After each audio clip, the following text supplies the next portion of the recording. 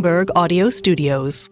Podcasts, radio, news. You're listening to Bloomberg Businessweek with Massar and Tim Stenovec on Bloomberg Radio. It is St. Patrick's Day on Sunday, and lots of celebrating to come all weekend long. For those of you who are fans of whiskey, lots to sample and honor. There's Irish whiskey, there's Scotch whiskey, there's U.S. whiskey, there's Canadian whiskey. There's a lot. It's a big market. And with us to talk about it is Aidan Mehigan. He's founder of Natterjack Irish Whiskey, joining us here in our Bloomberg Interactive Broker studio. Did I say your name correctly? You absolutely rocked it. Yeah, perfect. Wonderful, wonderful. How are you? And I'm welcome, amazing, welcome. thank you. You are amazing. There's lots of whiskeys out there. The There market, is. I was going to throw a number. Our Bloomberg News noting late last year that a global market for whiskey is valued at approximately $140 billion. Big market, lots of players. How did a former London trader get to Natterjack Irish Whiskey? That's a super question, right? So back in kind of 2016, I had a great career trading. I loved it. I had an amazing team and I learned so much.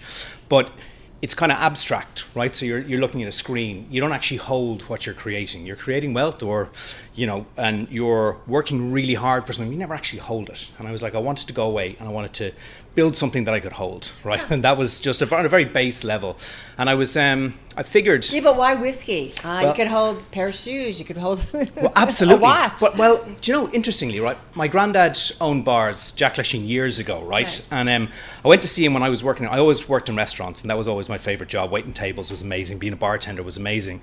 And I said to him, I'm thinking about opening a bar. And he was in his 80s. He's like, don't open a bar, sell the beer to the bar. And I was like, okay. So when I was trading, I was like, okay, well, my background was hospitality before trading, so what would I do? So I've looked at all the different, like maybe a winery would have been amazing, but I mean, I'm Irish. Who's going to, what do I know about running a winery, right? So it's a harder sell. Exactly, but I figured Irish whiskey had missed me. I had a favourite bourbon, but I didn't have a favourite Irish whiskey. So I was like, if it missed me, maybe it's missed a load of people. So I went off on this kind of mad year-and-a-half journey, learning how to make whiskey. And you actually learned how to make it. Oh yeah. I went and worked in Breckenridge in Colorado with Jordan Vaya, who's still our master distiller because he's much better at it than me. So, but I went and learned. I stayed with him for a month, working double shifts at the distillery, and kind of built a relationship there, and then built a team and came up with a brand, and we launched in 2019. How hard of a learning curve was it for you?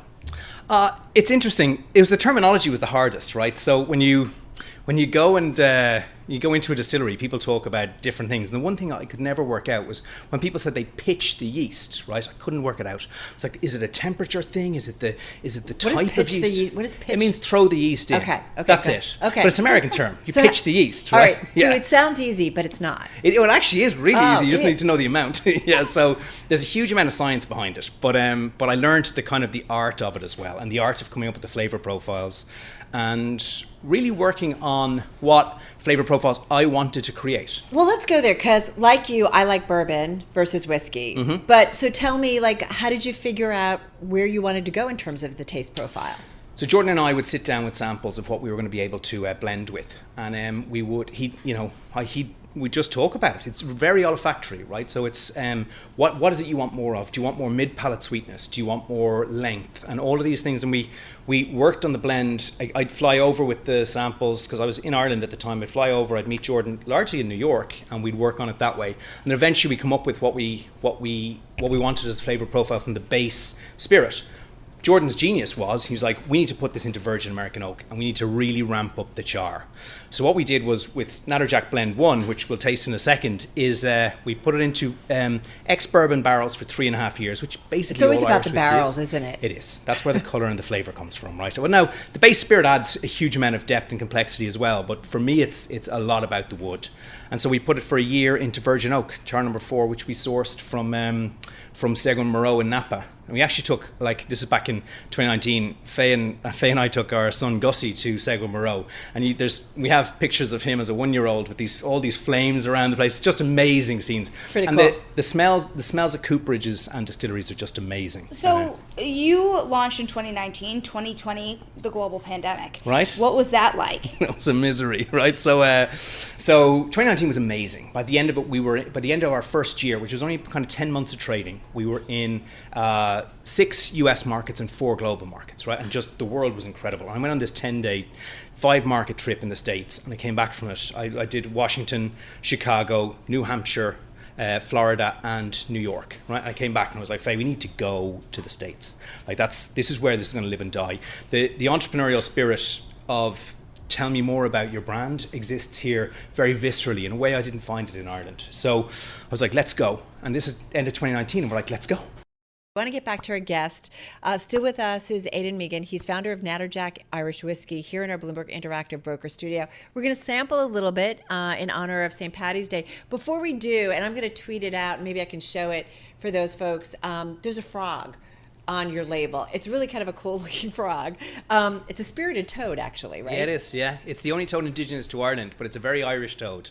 It can't hop, it walks, it can't swim, it drowns, it does things its own way to survive, much like ourselves. But interestingly, it has a gestation period from toadlet, which is a baby toad, to fully grown toad of 3 years. Irish whiskey takes 3 years to become whiskey from new make. It has So you thought about this? Oh, absolutely. It has a mating call that can be heard 2 kilometers away, like some of the best whiskey drinkers, and it's nocturnal like all the best whiskey drinkers. As you said, you really thought about the brand and the packaging. I'm going to open it up and pour some. Whoop, there's a thing. Tell us about, though, Tough Time, because you guys were around during COVID. Yeah, so we launched... Oh, actually, before we do that, what are we trying? Oh, you're trying Natterjack Blend number 1, which is our flagship product. It is triple distilled, finished for a year in virgin oak, so 3.5 years ex-bourbon, 1 year virgin oak. And it's 80 proof and is the smoothest, easiest drinking whiskey you're ever going to come across. As a friend of mine said, it's great drinking whiskey. 80 proof. Man. We only have 5 minutes to go, girl. You can You're totally fine. Okay, so talk to us about COVID, where you probably could have used a lot of this because that's a tough time. Exactly. So it smells pretty amazing. Lockdown. This smells like a lot of bourbon. Yeah, but that's it the virgin smells oak. kind of almost sweeter. There's a little bit of sweetness on the nose. Yeah, I completely agree. Yeah, and it goes incredibly into Manhattan. So if you're drinking, I was thinking whiskey sour, which my dad used to make a lot growing up. Yeah. So yeah, 2020, right? Things shut down, and I'll give you an example. Our biggest client in Ireland was the airport. Flights are gone, right? So immediately your business in Ireland's gone, right?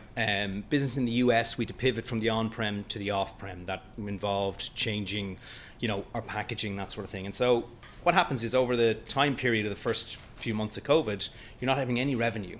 Your fixed costs remain the same. We still had staff, and there's nothing coming in. There's nothing coming in, and so we tried our best to stay afloat. And then, obviously, after a while, investors don't want to hear that COVID is the problem. A problem was like Pernod Ricard or Diageo. Their numbers were quite good during COVID because, as far as I could see it, they owned every point on the shelf from a $10 bottle to an $80 bottle. We only had one SKU, which is what we're drinking right now, one product. And how much does this cost? That is, in New York, $38. Okay. So how do you define that? Who is buying it? Do you find it at a bar? Or do you find it at... Find it at bars, yeah. So we priced it very much for the cocktail list in bars because that's where people will see it on the menu, and that's a really important part of the sales strategy. I would say for an 80 proof that's a drink, really nice... It doesn't go down hard. No. It's not sweet, but it's kind of a softer exactly, and taste. the triple distillation of Irish whiskey does make it smooth, but then the virgin oak really rounds off those edges. All right, I'm going to take the glasses back. You're going to tell us about the second bottle, and I'll pour it. And so this is do this first. This is our cask strength, right? And the idea behind this was it was going to be true cask strength, no messing around, right? So it's what comes out of the barrel. It goes through a sieve and it goes into the bottle. That's it. This is truly what's in the barrel. So I get a phone call in December, and it's from Jim Murray of the Whiskey Bible, and I didn't recognize the number, and I answered the phone, and he said, "Hi, it's Jim Murray," and I was like, "Yeah, of course it is. Why would Jim Murray be calling me?" Who is this? Jim Murray has the Whiskey Bible. He's very famous in the industry, okay. so Got for it. reviewing. Okay. And I was like, "This is one of my mates. Like, there's no way Jim Murray's calling me." So he's like, "No, it is Jim Murray," and I was like, "Somebody get me Jim Murray's number." Is this the Irish Whiskey of the Year for 2024? 2024, yeah. Keep It going. beat out all of our friends at This one, Middleton. the one yeah, we're about to- All right, so beat out 30-year-olds. I feel like you're a little bit of a connoisseur. Okay. More than me. You're going to laugh at me. You like the other one. No, but in college, when I didn't want to go out, I used to tell people I'm hanging out with my boyfriends, Jack and Jim. Amazing. Did you really? I sure did.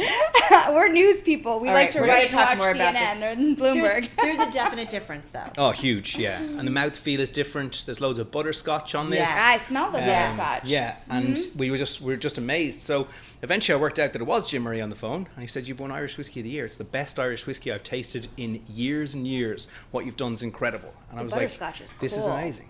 Yeah. So more inclined for people to drink it as is versus the other one? So actually, that one I put over a big cube of ice and drink Okay. it over an hour, and as it dilutes, it tells a story all of its own. So I think it's amazing. It's really lovely. I am this one, the not a butterscotch whiskey drinker, Yeah. but this is really lovely. How do you distinguish yourself? As we talked about, like some of the giants, man, they have, they can go with a bunch of different varieties. How do you kind of get yourself noticed in a market that has a lot of choices? So you got to do something different, right? If we called it whiskey Aidan Mehigan's whiskey, the three of us wouldn't be sitting here today, right? I'd probably be back in a different job. So Natterjack stood out. The toad stands Seriously, out. as simple as the name But the whiskey has to be good. I'll tell you, back when we were seeing people at the start, loads of people told us, don't worry about what's in the bottle. It's only the brand. But that's actually not true, because people really come. The first sale you'll get, second sale, it's got to be good. You'll buy it because the bottle looks cool, and then you'll take it home and say never again. Exactly. I'm going to ask the most Wall Street question ever. The investment banking reporter for years, of course, is going to ask you this. What are your bigger ambitions? Is the idea here to get rolled up by the likes of a Diageo one day? Maybe one day, and our investors will want a return, right? But realistically, so we're in 14 global markets and 16 US markets now, right? From the back of being out of money at the end of 2022, it's been an amazing transformation. We have an incredible board and investors who support us. So honestly, my passion and drive for this is to create a global brand. And would I sell it in the morning? No, maybe, but maybe not. It just depends, right? Like you look at Tito's; they haven't sold, Right. So it just depends on what happens at a certain time. But look, I was a trader; everything has a price, right? That's the truth. Well said. If someone comes in with a big bid, you hit the bid. That's it, right? But it's been amazing, and the growth is growing incredibly. And just before I walked in, we got national order from one of the big chains in the country. So St. Paddy's Day weekend is looking good already. So that's a big deal. Huge. Well, We've been working really hard on it. Happy St. Paddy's Day. Is there more choices to come? Like, do you build this out? Yeah, so I'll tell you, there's Real quickly. Very quickly, we've got something called Natterjack the Mistake, because I left 100 barrels in barrel for a year too long. I completely screwed up. Oh my It God. says it on the back, and the label's a mistake, and we're launching it in April. Who launches an Irish whiskey in April? It's a mistake. The whole thing's a mistake. We try and tell everything truthfully all the time. You're done. All right, we got to go. Aidan, thank you so much. Thank you, guys. A real joy. Aidan Mehigan, he's founder of Natterjack Irish Whiskey.